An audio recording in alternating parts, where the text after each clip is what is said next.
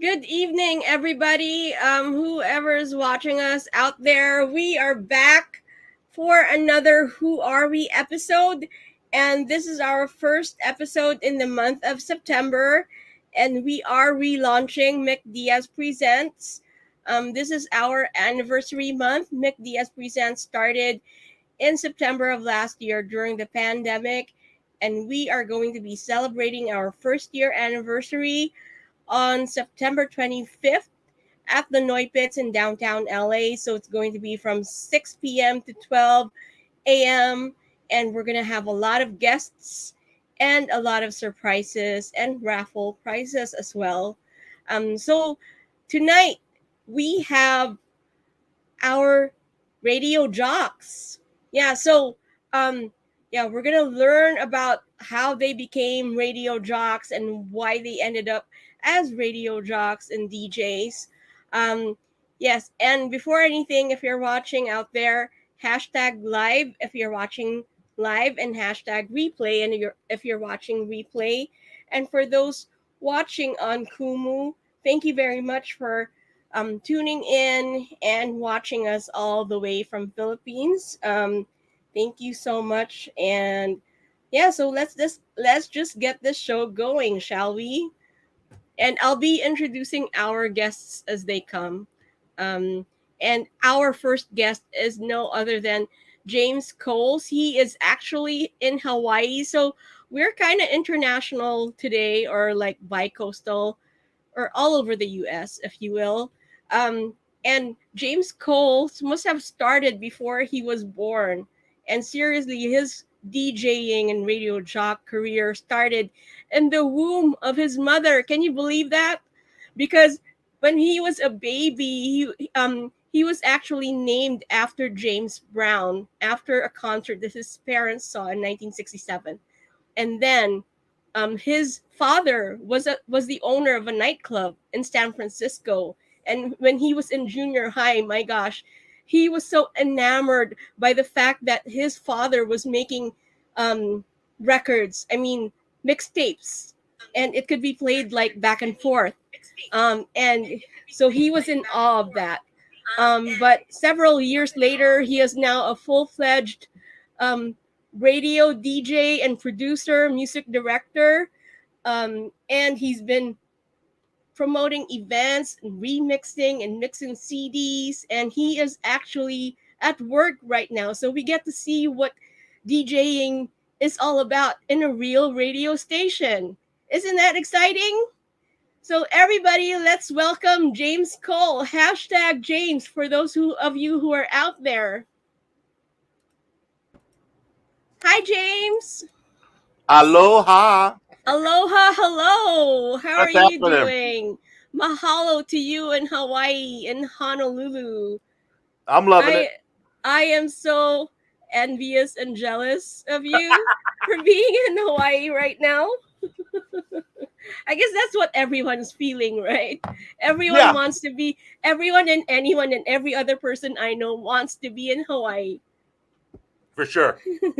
I'm not mad at it. You're not mad. I'm not mad at Like it. everyone's in Hawaii from all over the US. Everybody eventually comes here. Everybody. Yes, and it was my first time to go to Hawaii last year. And my gosh, like I felt so at home. I was like, I can live here forever. When I first moved here, I didn't like it. So where did you come from? Were you actually from the Bay Area? Yeah, I'm originally from San Francisco. I was born in Potrero Hill and lived in Oh, the San Francisco cool. Bay Area for up until I was around 12, and then I got shipped out to Hawaii. That is so cool. My grandmother lived near Excelsior. Oh, right around the Yeah, corner. yeah, yeah, like the other hill. Like literally like the next hill Next over. hill over. Next hill over. Yes. Yeah, so I'm very familiar and used to be a resident of the Bay Area as well. And So this when is I so was born in exciting. I was born in Potrero Hill, and then we moved to Richmond across the bay for a Oh, little while. okay. That's where a lot of my childhood was, and when Richmond was nice, and then we moved back to San Francisco and Daly City, and then I moved over here. Did it get too foggy over there? Too many I rice love cookers? the fog. Call it Fog Town, right? I love the fog. Too many rice cookers out there, huh? Yup. Yeah. And there's this like ongoing thing about Richmond and Oakland. You know about that? No. So like one year, like the worst city is Richmond. The next year is Oakland. The following year is Richmond. I believe that. I believe that. Yeah, so that's how it is in the Bay Area. So tell us a little bit about yourself and how you really got into what you're doing as a DJ, aside from being named after James Brown. That was funny. That's a true story. I don't know. When I moved here to Hawaii, the first thing that I noticed is nobody had it. The music here really, really sucked. It was really, really bad. And so I would, when I started to go to school here, and I was only in the 7th grade, and I'd walk around my radio, and kids were like, "What the hell? What are you listening to? What kind of music is this?" I'm like, "What are you talking about? This is Parliament Funkadelic. This is Bar-Kays, Cameo." They didn't know about good music. So I found out really, really fast that people love the music. So I started dubbing my tapes. I'm not a DJ. I don't even know about being a DJ. I start dubbing my tapes and I start selling them for $10 a piece. So I started making $100 a week just dubbing my music. So to me, that was kind of the very, very first, just trying to fit in and trying to be, trying to be cool here in Honolulu. And, my thing was too, is because I look local. People think I was born and raised here until I open my mouth, and then they're like, "Oh, where are you from?" Because I don't talk the lingo. And then you didn't say bruh. You didn't say bruh. I can turn on all the local stuff. No worry, I do it already. Even I know about that bruh thing. Right. So what ended up happening is I ended up wanting to be a DJ. So I started to I wanted to practice, and I told my dad, I said, "Look, so I think I want to learn how to DJ." He goes, "So what do you need from me?" I said, "I need $1,200. He goes, "What the hell do you need $1,200 for?" I was like, "I got to buy 2 turntables, a mixer, but don't worry, I don't have to know speakers. I can plug it into my radio." He laughed, and he's like, "Okay, here's what I'm going to do. You get $600, I'll match you." So to me, this is the only time in my life I actually got a job. I went and worked at Burger King for 6 months. I saved up $600. I quit, bought my turntables, and like they say, the rest is history. That was 1982. And they hadn't heard of the Bar-Kays or the Parliament Funkadelic. So sad, that was like 10 years before that. So sad, yeah. Was it all like island music, or is island music a new thing? No. The island music actually got very, very popular later on. What they were listening to here was just straight 100% pure pop radio. Just pop, Fleetwood Mac, just really, really white radio. Okay. That was it. And we do have someone who's actually here with us. His name is Eric Magundayao, and he is actually from Chicago. So that's what I mean by like we're all over the US today. So Eric is from Chicago, from Chi-Town. And he is actually a native of Alitagtag, Batangas, and he found his new home in Chi-Town in 2006, and he founded One Radio, which is Chicago's premier Pinoy online radio station, and we've collaborated, a couple of times. So let's bring in Eric. Hey. Hi, Eric. How are you guys doing? Hey, James. How are you? Aloha from Hawaii. Oh, wow. Look at you. Yes. Well, Aren't saying you hi from the jealous? Windy City. Hey, I when she was asking me about my DJ Mhm. career, Okay. one of the main reasons, one of the main people that I aspired to be and Mhm. practice to be a DJ was from the Hot Mix 5 from 1982. Wow. Yeah, Okay. that's how deep I go. I, Oh my wa- god. I was born a year before that, so there you Thank you. go. Thank you for that. Thank you for Well, making it obvious, in other words. but so hey, so Eric, tell us a little bit about yourself and how you got into radio DJing. oh wow. I didn't really realize that I had the skills until college. In high school, I was in high school in the Philippines, in Alitagtag, which you mentioned. Hello to people from Alitagtag. One of the teachers told me like, "Hey, your voice sounds like a DJ." I was like, but I never really paid attention to it. So here comes college. One of the like terror professors, he's a brother. Um, the brother told me to go to a radio station and actually maybe I get an interview, but I never really had the guts to, or I don't know how that process works until one of my co-choir members introduced me to Bay Radio in Batangas. It's a 104.7 Bay Radio under Killer B Network, and then that's just how it started. I guess that was a little simple for me.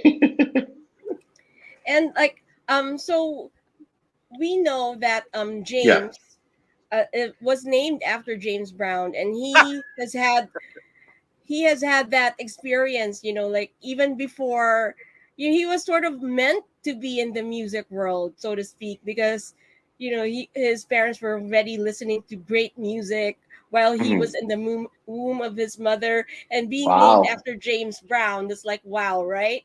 And that's his great. father owned a club in San Francisco, of all places, Wow. in the 60s. I mean, isn't that like awesome? I mean, he is already there. He's already in the entertainment industry right off the bat, when he was born, I guess. I So mean, I'm glad he stayed. I only know how to do one thing. Uh, entertain, right?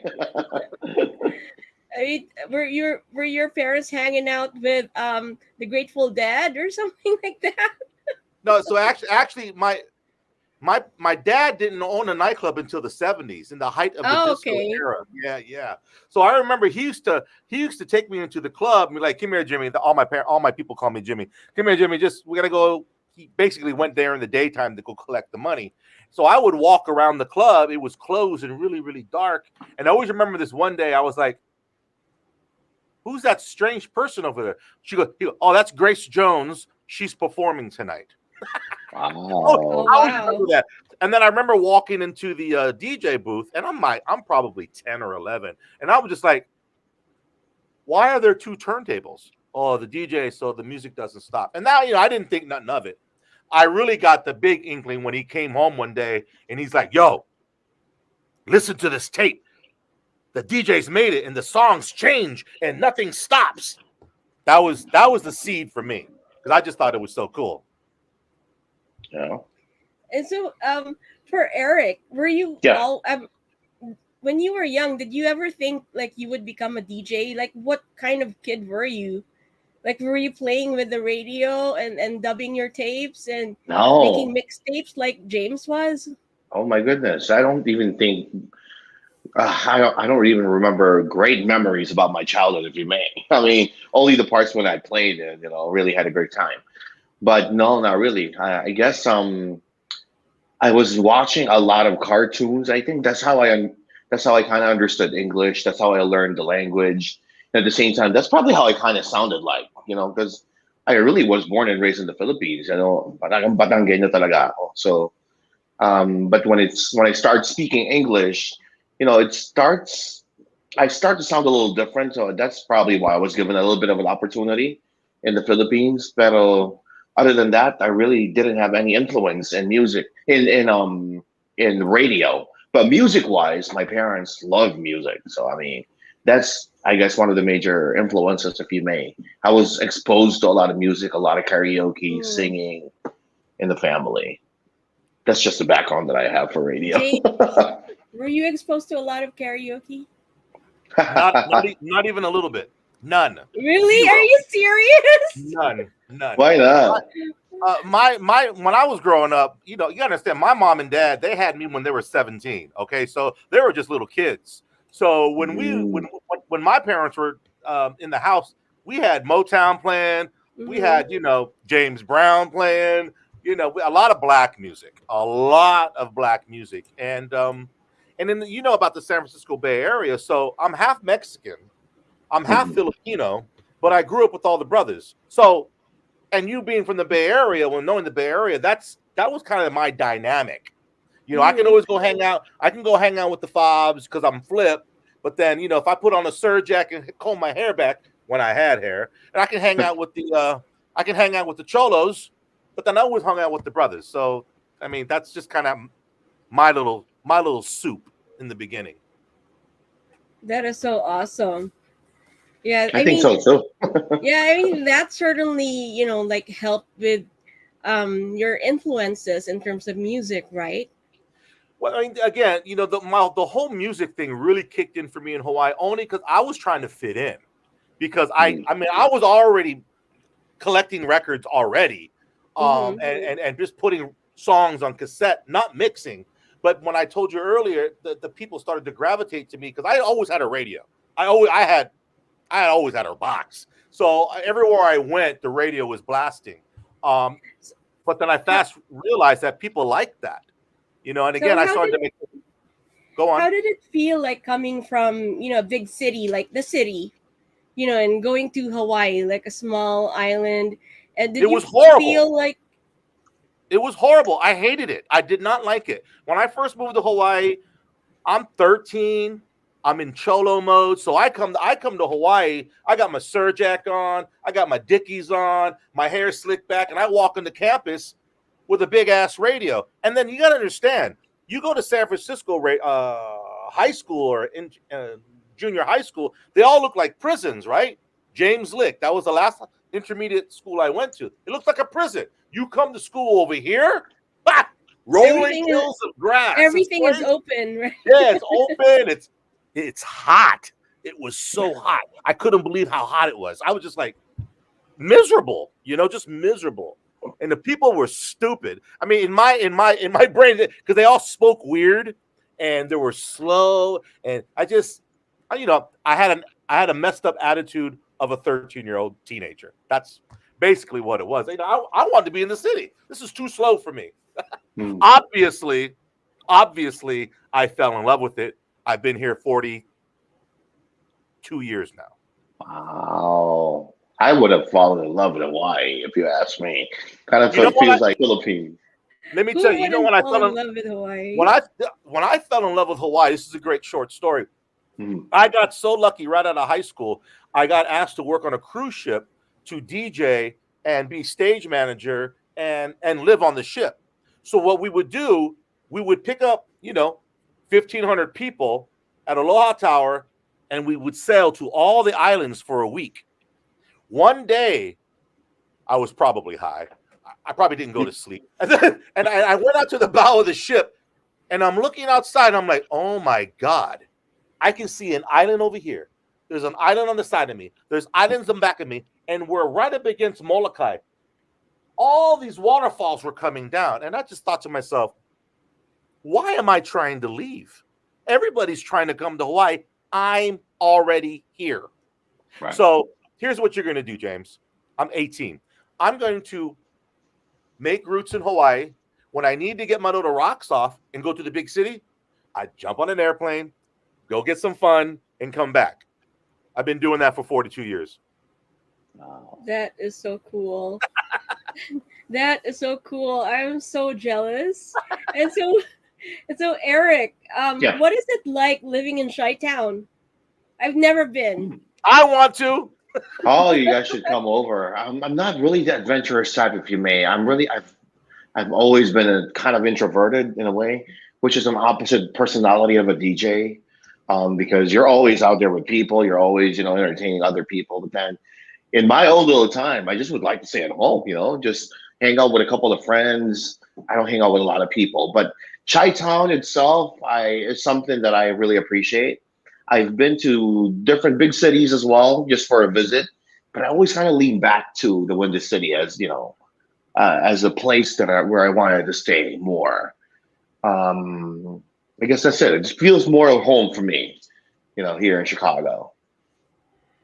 I love Chicago. Again, me being a DJ, I've always been a club. I'm a club DJ first and foremost. Period. Okay. That's my body and soul. So when I Mm, tell you I love Hot Mix 5, and I just loved how smooth these guys were. They would make anybody can mix, but mhm. to make the songs change and make love with each other, that is something else, and that's Right. something the Hot Mix 5 showed me. And I love house music, so I was with Mm-hmm. house music from the birth. I mean, from 1985.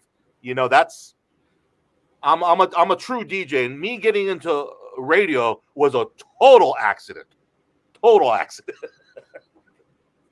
I So, see. like, given that, Eric said, like, he's an introvert, how do you make, what do you do to make the personality come out? Since, when we're hearing you, we're only hearing your voice. And we can imagine what you look like and what else you Yeah. do in the radio station, right? Like, what do you Yes. do? How do you make your personality come out, given that you're not an extrovert? I think that's a little weird. I don't know how to categorize myself, if you may, because I was a DJ at 18, radio jock at 18. I am not a club DJ. I know how to segue, I know how to cue, but I don't mix. I just segue songs from one to the other.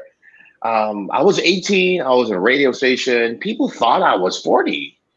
People whenever like because you have a booth, right? So people come over to see who the DJs are. But when these high school kids and college, visitors come over, they realize I'm an 18-year-old talking on the radio. So they're all kind of shocked that is me. They think of a different person or a different personality, as DJ Eric. I've always been DJ Eric ever since. So I would still say that is still my personality, but I guess I'm more reserved when I came over to the US, if you may, because it wasn't a great experience right off the start, making friends with other people and all that. So I would still kind of, put myself as an introverted person because I don't want to push myself going out to accommodate other people.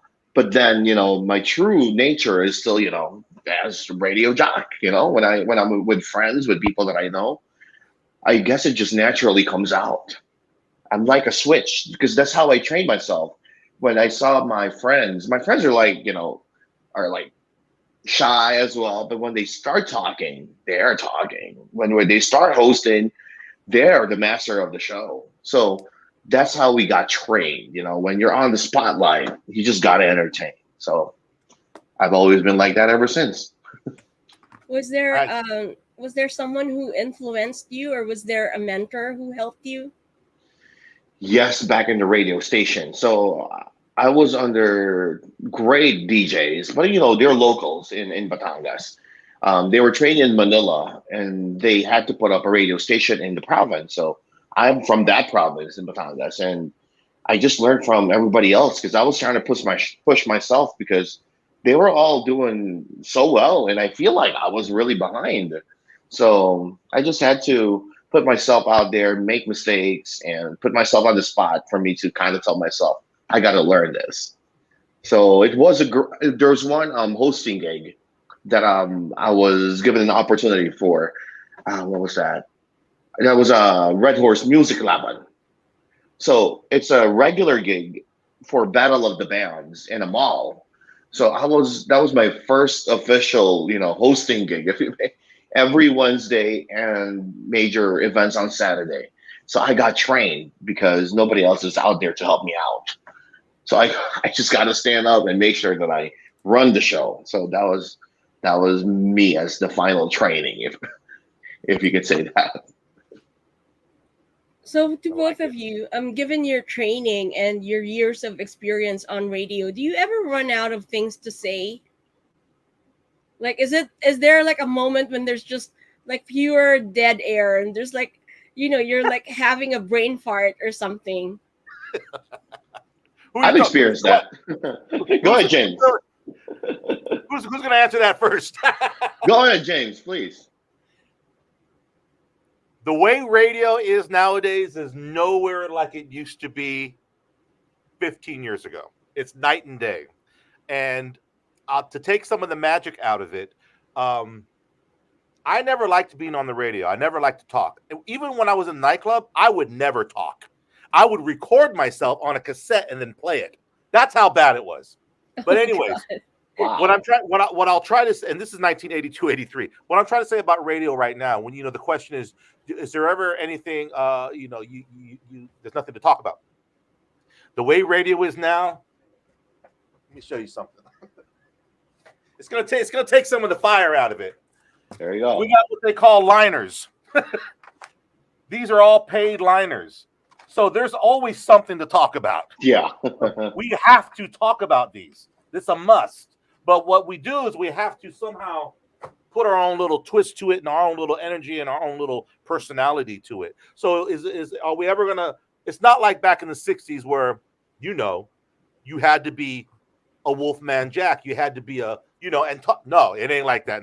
No more. Trust and believe. And the way the program directors got it nowadays, shit. If you're lucky, you speak 4 times an hour, and you better keep that shit short. I mean, that's just the way it is nowadays. Yeah. And everything is pre-recorded. Almost everything. Even if I'm here live, I'll record it and then play it, and then it goes out. It's crazy. I don't care what anybody tells you. 90% of the radio is all pre-recorded. But we'll just keep that between ourselves. Right. Well, So- that I know from Art LeBeau. I'm just kidding. Oh. But I'll tell you what. He's my favorite. So I'll tell you what, to tell you more about that question. So I don't have that, but I do have a nightmare. It's a recurring nightmare that I can't find the next song in a nightclub in front of 5,000 people, and the song runs out, and there's dead air, Oh and then I wake up out of my dream. That's been recurring for 35 years. Wow. I mean, given that there's, like programs now, right? I mean, it's all like CDs and, you're not changing the vinyl. They're not really DJing. Right. Don't get me They're not started. DJs They're not really that DJs. way. Right. Those are selectors. Right. I'm with Somebody James that when lives in he said, Chicago know what I'm talking about. right. I'm with James when he said that, you choose songs at the moment, whatever feels like, whatever feels right. You got to read the crowd. You got to read a crowd. So I'm also with James when he said that there's a lot of liners that, paid advertisements that you can always mention whenever you run out of ideas. But the other, contrary to what James is saying, though, I need those liners right now. you can always say something. I think I've trained myself in being spontaneous. So that's how I've always run every show that I have. It's always spontaneous. So we don't have to train, or we don't have to prepare lines just in case we run out of ideas. You just got to go get the flow, find a way to, kind of take yourself out of that pit that you are, falling into. But One Radio has always been live. We've never really recorded a show because, it's not really, we're not really following any format. We're just doing, whatever we feel like doing and whatever our audience is kind of, going with. So if they kind of want us to talk, we're going to be talking, just about anything. But if they want music, then, we kind of play music at the same time. So I think that's a advantage of me putting up the radio. I am not bounded by any other person's programming. So and I think that is one of the most wonderful things that's developed. Most people now, if they have the passion, we have the technology, we can make our own shows now. That's right. Wonderful. It's freaking wonderful. The biggest thing that I found out for me personally, when this whole pandemic hit last year, I remember hearing cats going, "Oh, we're going to do some live streaming. We're going to DJ and whoop whoop." I was like, that sounds stupid as hell to me. I wasn't even into it at all. But when we was like locked all the way down, I was like, hold up, let me try this out. I remember when Facebook was still allowing you to do it, and I would jump on, and I would play, and I'd be like, "Oh shit, they're making requests. There's actually people watching." That was a whoa. I was like, okay, this is deep. Then they started tipping with the Venmo, and I'm like, whoa, this is crazy. Anyways, so that was when I first tasted that. So now, you know what I love? I would always tell people this, James, so how long are you going to DJ? I'm a DJ till I'm 80. And I said that seriously, but jokingly at the same time, right? But now with the streaming, I can DJ till I'm 80. That's right. That is so true.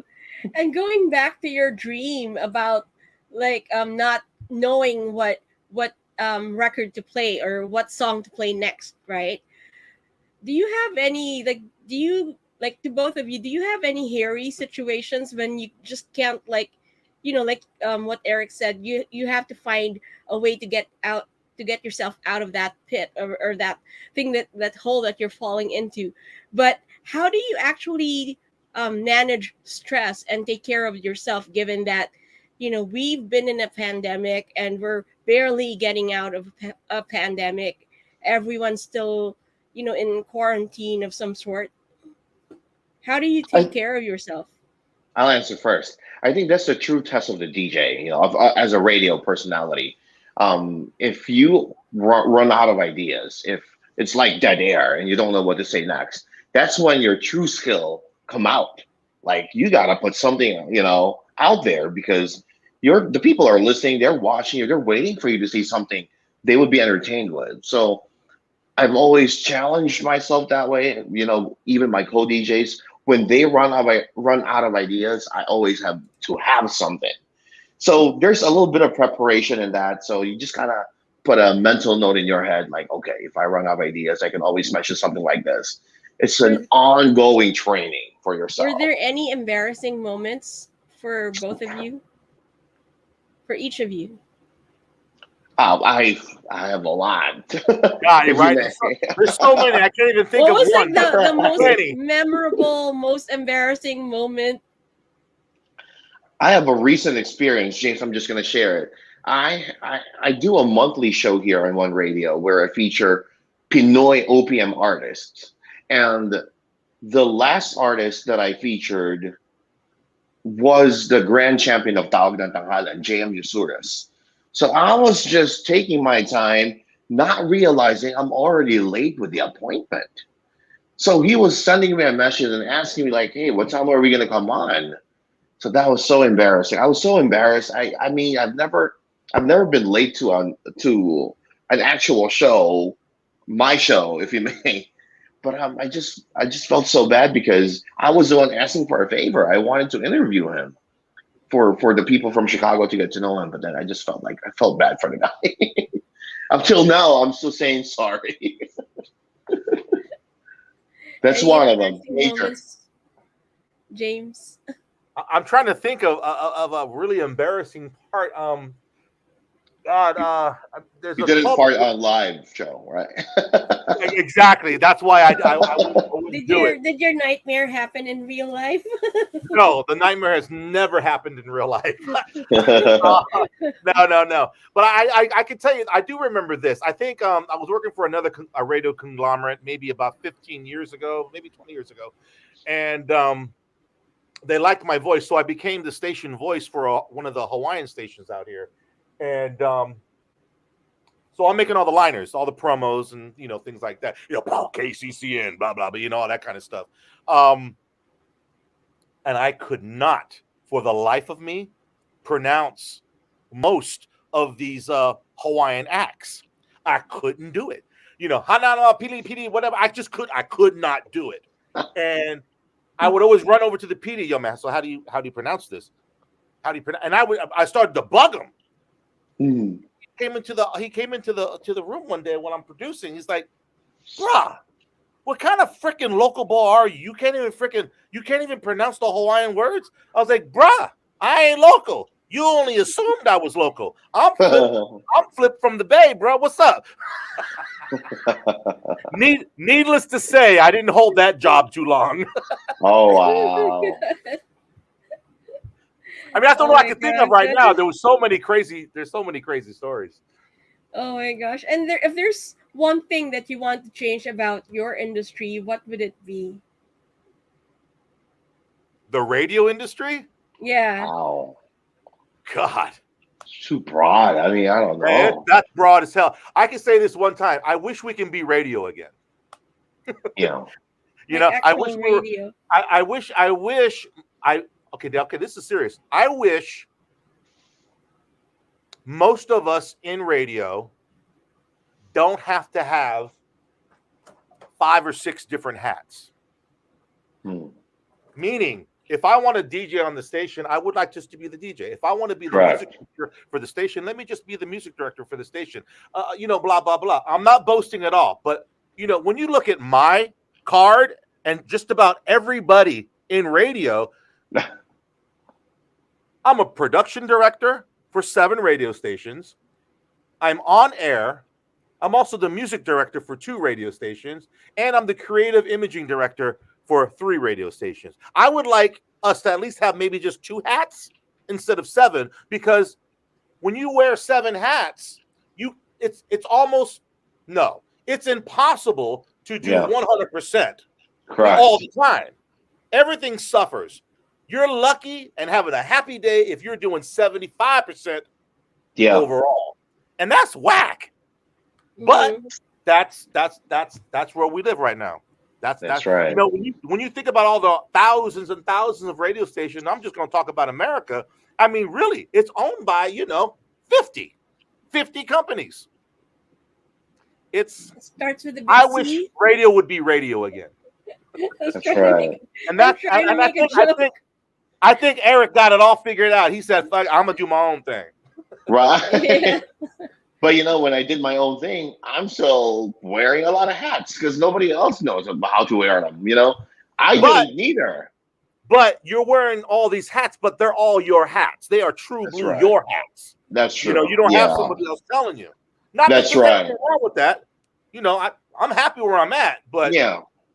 you know, But you're right. I mean, James, I feel like, I deliver half-baked materials, half-baked performance, whenever I am wearing a lot of hats because I'm separating my skills from doing the technicalities, the videography, and the actual content of the show, the direction of the show. I mean, there's a lot of things that you really put it into for you to run one show, just like what Mick is doing. I mean, Mhm. she's got to think of a content. She's got to get the people. I mean, she's also wearing numerous hats, and she'll be glad if she's getting any help from somebody else. And I know for sure for One Radio, I mean, most of the time it's just us DJs helping each other out, and most of the time me directing everybody how the show would work and how it would go. I mean, that's the true problem because we can't afford to pay anybody else to be directing, to be managing the music, to be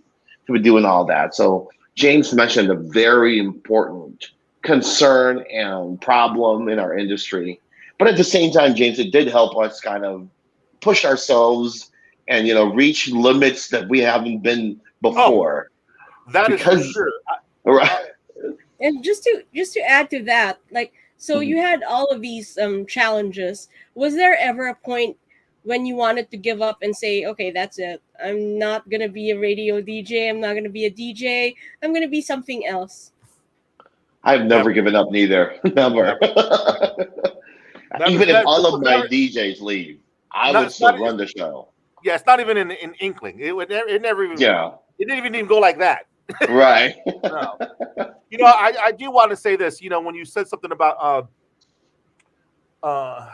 because we have to wear so many hats and it pushed us to a certain level. Yes, yes, that is absolutely right. When I get interviewed or I'm talking to the youngsters, and especially cats that I started DJing with in '82, and they fell way off before the '90s or whatever, and there was always, James, you've been doing this for 40 years. What is it? I go, it's simple. You you don't stop, but the key thing is you learn it all. Yeah. You have to learn it all. For me, again, like I say, I am a true DJ. The only reason why I'm sitting in this room is because of 2 turntables and a microphone and a mixer, because it all started there. So from there, I went from working in the nightclubs. Okay. From there, okay, I'm making mix shows on the radio. Ooh, from there, I opened up my nightclub. From there, I started doing promotions. Oh, now somebody wants me to be a music director. Oh, now that I'm in the music director, I'm inside the radio station. What are you doing with that dry voice? Oh, he's producing. Oh, I can do better than that. Let me do that. Let me try that. I mean, so you're learning all these different things. So how do I stay in the game? Learn a whole bunch of different things.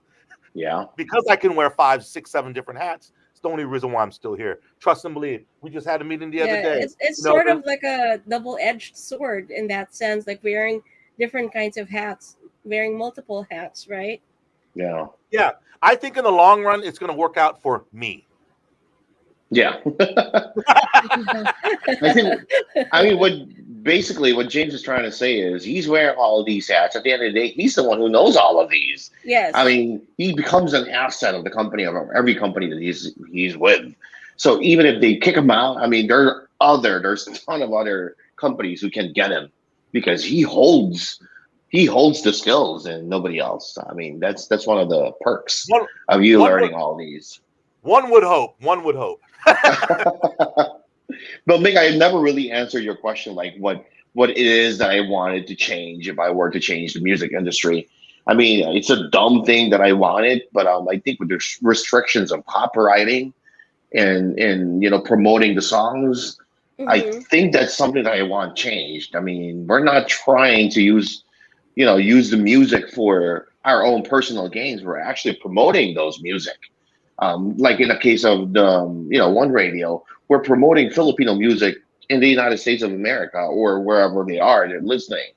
So the intention is to promote your song, not to earn money out of the songs that you have. So I guess that's one thing that I wish they kind of paid more attention to, or kind of give us a break or something like that, because I don't do my shows to earn money. So I mean, I wish I put my company in a nonprofit category, but of course it isn't.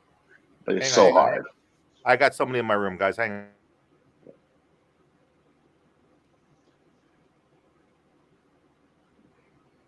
But yeah, that's one thing that I want changed. So hopefully in the future, they, of course it's not going to happen, but they would be more understanding of promoting more music and helping each other out, because you got to get all these licenses to play.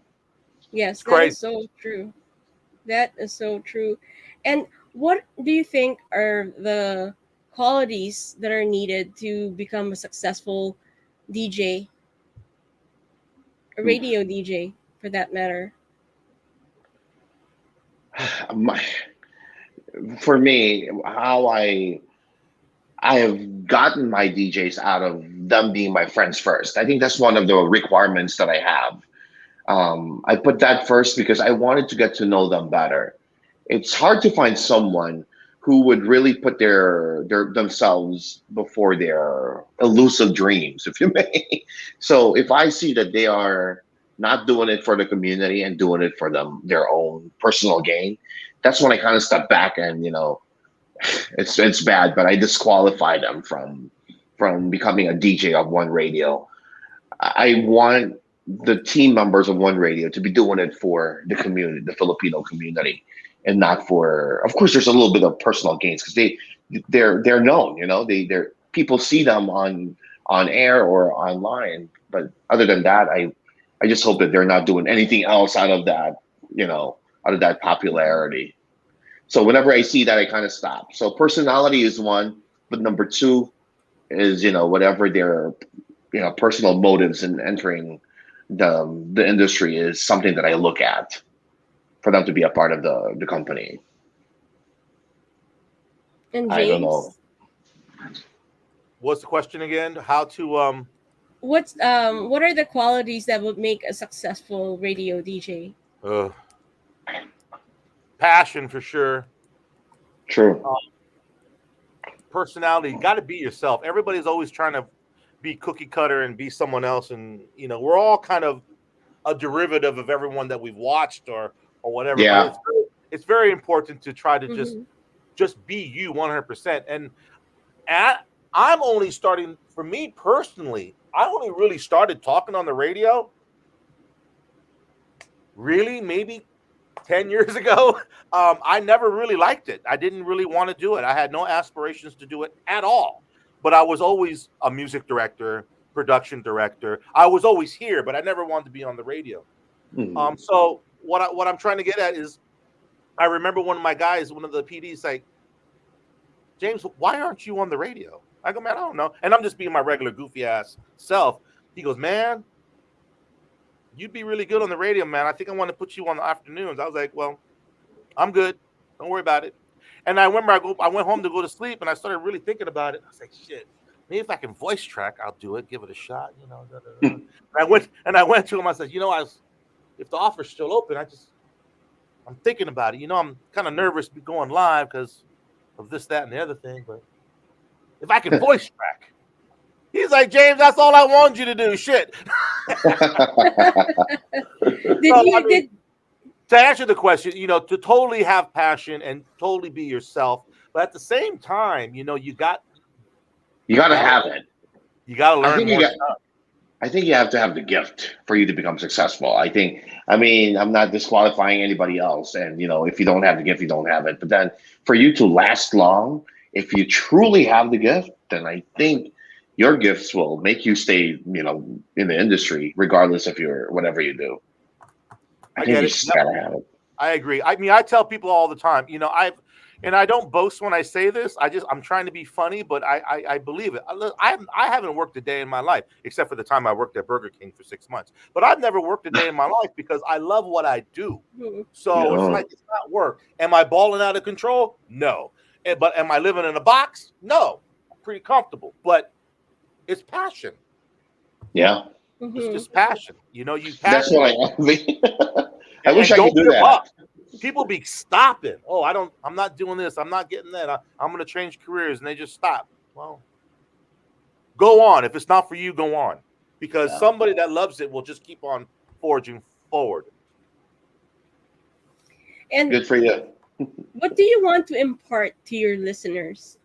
If there's anything that you want them to take from you, what would those be? The love of music. I'm That's real true. simple. I am everything because I'm always trying to push music. And now, because a lot of the station that I work on, all I'm doing is 70s, 80s, and 90s, and it's a lot of R&B and a lot of top 40. I love the fact that because I've been DJing in these clubs since I was 13, everyone, I think, a lot of my listeners on the radio, we've grown up with each other. So I want to keep giving them those good feelings from all the music that we all know and love and we cherish. I just want the listeners to have a good time every time we do shows. Of course, just like what Jane said, number one, music, because that's the reality of the radio. I mean, I'm not there to talk just to entertain. I'm there to also promote the music, and specifically Filipino music. I've always loved playing, foreign music, because that was when I was in the Philippines. That's what we promote. We promote music that's in the Philippines and outside. But then when I came here, that's when I realized, like, I can always listen to these music here that's here in America, and to on every radio station. But the Filipino music, wala talagang access yung tao. I mean, unless you know what the title of the songs are, unless you know what to look for on Spotify or on YouTube, then you will be introduced to new music. But otherwise, that becomes the goal. Let me introduce you to the music that I think is cool for you. So you're there to kind of help them out, that this is the culture now. This is the now of the Philippines. This is what's happening back home.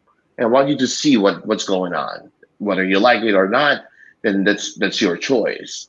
And we can choose the ones we like. We can play it more often, and we can kind of play the other ones that you don't really like to capture some of the audience as well. So parang I kind of made a goal Conscious of decision. Yeah. right. It's more of a mission that since these music, foreign music that we love is always available for us to listen to. Filipino music is also the same, but then they don't know what to look for. They don't know what the title of that song is. They don't know what this is, and they only hear it. So let me be that constant reminder that this is what's happening. These are the new songs. These are the artists. So Mm-hmm. that's what we try to do on every show that we air on One Radio. Since both of you promote music, give me top three recommendations. You're like top three, James and Eric. Top three Wow. what? Your Song music recommendations. recommendations. Yeah, song, band or singer or song Oh, recommendations. that's easy. Earth, Wind, and Yeah. Fire. Woo! That's Love my it. favorite band. Power of Power. Yes. There you go. I need Beautiful. another one. So three. What? I Three. need another one. So I said Earth, Wind, and Fire, Parliament Tower. Funkadelic, Okay. and Tower of Power. Cool. Oh wow, Awesome. you got three. You're done. You're Eric. so deep. uh Eric. no, am I forced to give Filipino bands or music? Since I you're like saying you promote like Filipino Filipino, then music. I should, right? I like the music of Ben and Ben. They're kind of Yes. chill and Yes. Agree. right, Ben and Ben. I like the music of Garth. Actually, Garth with him releasing his new songs, the hits reimagined. I mean, these are all great. I mean, I like his music. So something to that vibe is also good. And another one in the Philippines that I like, you'll never go wrong with JR. To the something like that. So these are good music influences that you make. Yeah, there is one artist that I recently discovered from the Yeah. Philippines. I mean, I hadn't heard of her until like 3 weeks ago. There's this artist. Her name is Miss Ramon. Ramon. I've never Yeah, heard of his she's music. really, really, really, really good. That's Yeah, something I should check out. yeah, Miss Ramon. I will Yeah, so check that out. that's something. Yes. And any parting words for our young generation of Filipino Americans? Looks Find like your James is passion. preparing. Find your passion and try it all.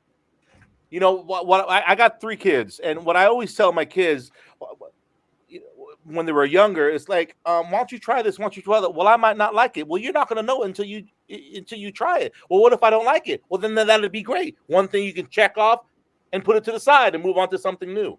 Try Mm-hmm. everything to try to find your passion. Because if you don't, you're going to stay stuck and you're not never going to find out anything. Get out of your box.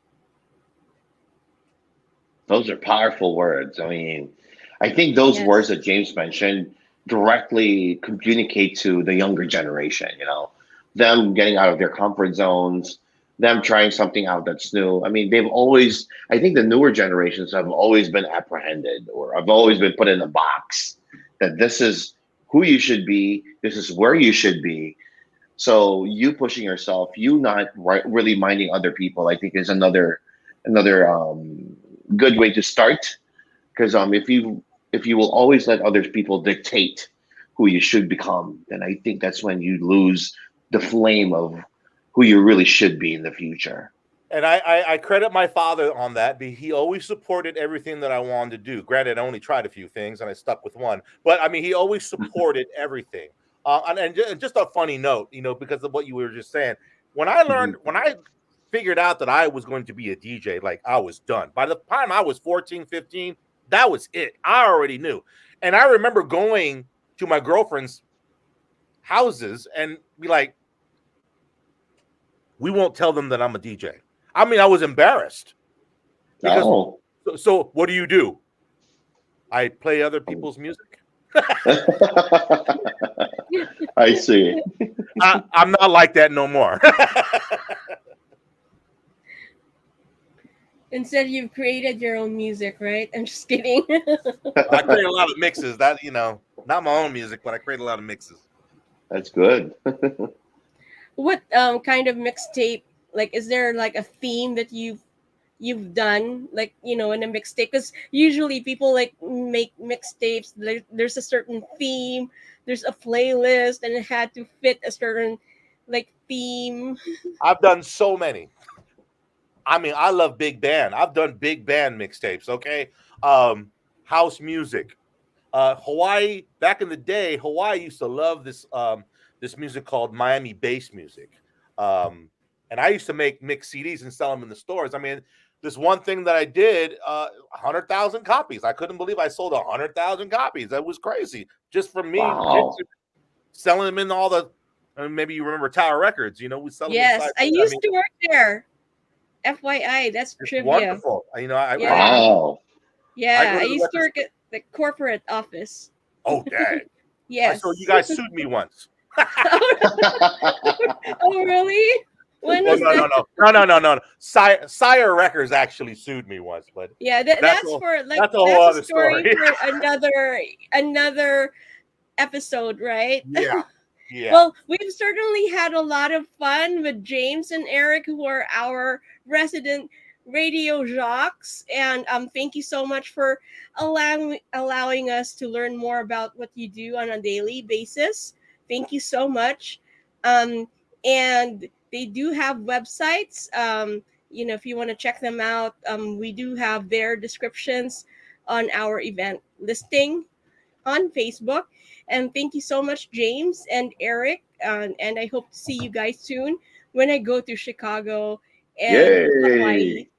Oh, when I go to Chicago, I'm definitely looking you up, and I'm going to take you out. Yes. I'm definitely going to look for each one of you when I go. Yes. Yeah. Nice meeting you, brother James. You have to take me to the best local mocha place. Oh yeah. Trust me, I know. Thank you so much. And I know James has to go really soon. And don't forget, tomorrow we have GG Star on our show at 8:00 p.m. So that's something to look forward to. And on September 25th, we have the Mick Diaz Presents first anniversary party and first awards night. Yeah, congratulations, giving out awards. Thank you, Nick. Thank you so much, and good night to everybody. Have fun and have a good rest of the Thursday night. And I'm gonna go have dinner and go to sleep. Yeah, it's still early out there. Bye. Take care, Jerry. Good night, everyone. Good night. Good night.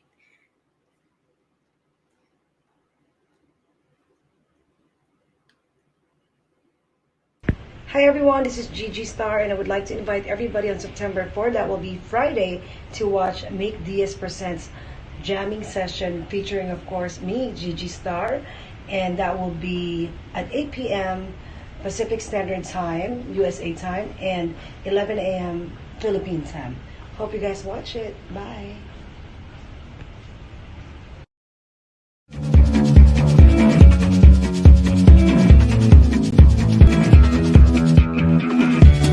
Time to shine bright, be the star you are, yeah. Time to shine bright, be the star you are.